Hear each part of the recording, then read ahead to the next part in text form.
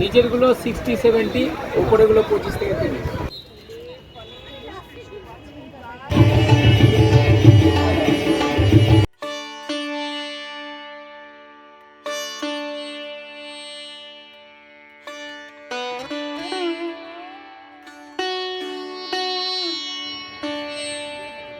আজকে 16 তারিখ আমরা গিয়েছিলাম কলেজ স্ট্রিটে কলেজ স্কোয়ারে। চলুন আপনাদের নিয়ে গিয়ে একবার দেখিয়ে আসি। কারণ আজ ছিল আমাদের বসন্ত বইমেলা উৎসব। তো আমার এখানে প্রথমবার যাওয়া, আমি জানতাম না যে এখানে প্রতি বছর ঘটা করে বসন্ত বইমেলা উৎসব হয়। তো আমরা অনেকটাই লেট করে ফেলেছি, ফলে আপনাদের যে ঘটনাটা একটু অগ্রিম জানাতে পারবো সেটা হয়তো পারলাম না। তবে আমি আগ্রহ করছি, এই জন্য ভিডিওটা আজকে খুব সকালবেলায় পাবলিশ করে দিচ্ছি, যাতে যারা এই ভিডিওটা দেখবেন আপনারা চেষ্টা করে আজকে যেহেতু শেষের দিন অবশ্যই একবার গিয়ে দেখে আসুন, ভালো লাগবে। আমরা গিয়ে দেখে এলাম, আমাদের কিন্তু ভীষণ ভালো লেগেছে। কিন্তু এই অফিস শেষ করে সন্ধেবেলায় সেই কলেজ স্কোয়ারে সেই জায়গাটা একটা মনোরম পরিবেশ দেখে মনে হয় আর কি। বেশ অনেক কিন্তু পাবলিকেশন কিন্তু এখানে রয়েছে, আপনারা দেখতেই পাচ্ছেন, একবার দেখে নিন। এখানে লেখা আছে 9 তারিখ থেকে 17 তারিখ পর্যন্ত প্রতিদিন দুপুর 2টো থেকে রাত 8টা পর্যন্ত যথেষ্ট স্টল রয়েছে। আর সবথেকে বড় ব্যাপার কি জানেন, আমাদের যে কলকাতা করুণাময়ী বইমেলায় যে পরিমাণ ছাড় দেওয়া হয়, এখানে কিন্তু সেই ছাড়ের পরিমাণ যথেষ্টই বেশি। ন্যূনতম আপনি 25% ছাড় পাচ্ছেন। আর সর্বোচ্চ কিন্তু আমি এখানে দেখেছি 50%, কোথাও 40%, বা কোথাও 30% ছাড় কিন্তু রয়েছে। চলুন তাহলে আপনাদের সেই জায়গাগুলো একবার ঘুরিয়ে দেখাই।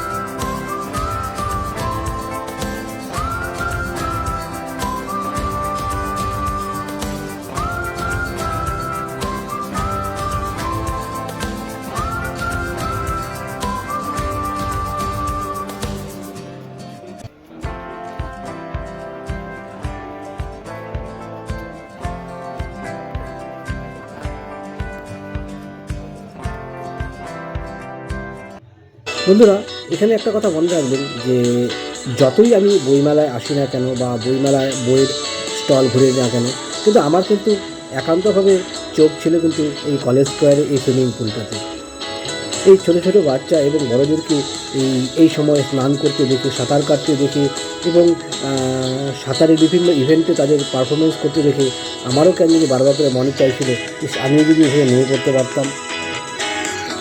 কিন্তু কী আর করবো, আপাতত তাদের এই যে শিল্পকলাগুলো তারা দেখাচ্ছিল এখানে, যেগুলো আমরা সাধারণত অলিম্পিকে বা বিভিন্ন ইন্টারন্যাশনাল স্পোর্টস ইভেন্টে দেখতে পাই, সেই ইভেন্টেরই বিভিন্ন রকমের তারা কিন্তু সেই জায়গাগুলো তারা দেখাচ্ছিল। আর আমিও তন্ময় হয়ে সেগুলোই দেখছিলাম বইমেলা দেখার পাশাপাশি। আমি বইমেলা ঘুরেছি ঠিকই আছে, কিন্তু কতটা সময় যে আমি এই জলাশয়ের যে বিভিন্ন যা সাঁতারুরা রয়েছে তাদের বিভিন্ন যে অ্যাক্রোবেটিক পারফরমেন্স দেখছিলাম, এটা আমি নিজেও জানি না।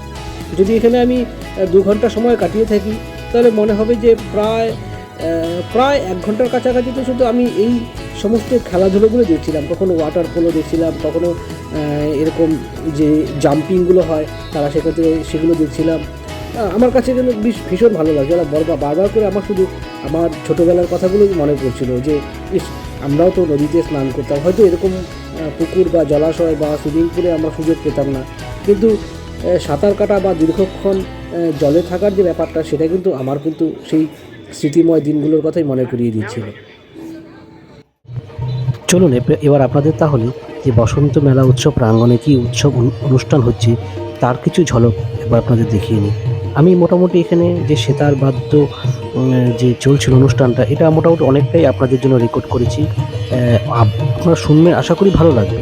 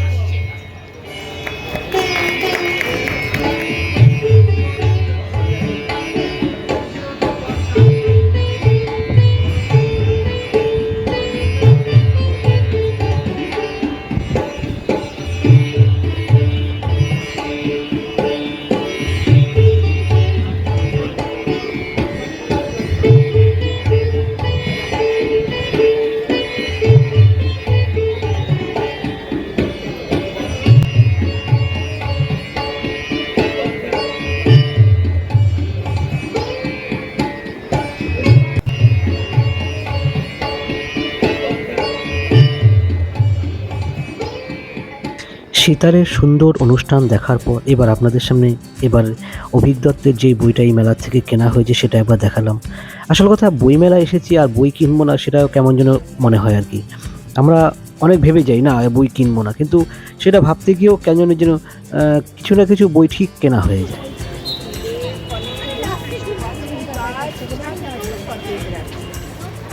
ফুলের ফাঁকে কীটপতঙ্গ ঘ্রাণ গ্রহণ করবে সাবধানে। ফুল বাগানে আসে প্রজাপতি জয় করে, মন ভর্তি চোখ রবে গাছে রক্ষা করে।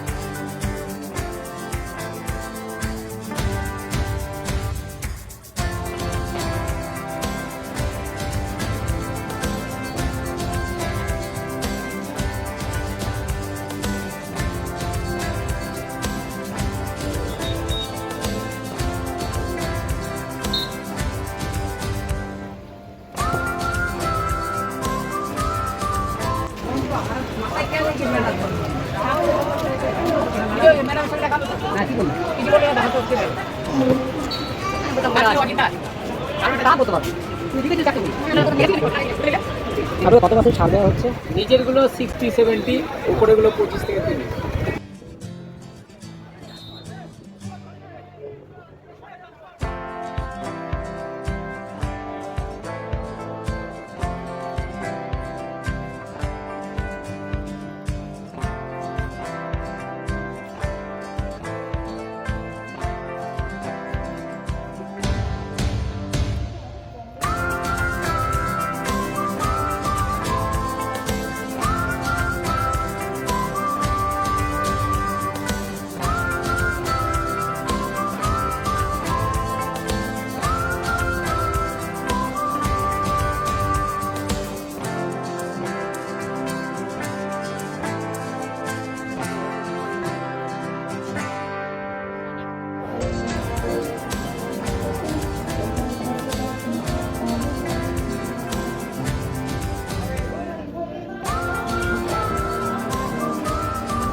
প্রথম দিন বা প্রথম দিনের মধ্যে করে দিলে ঠিক আছে।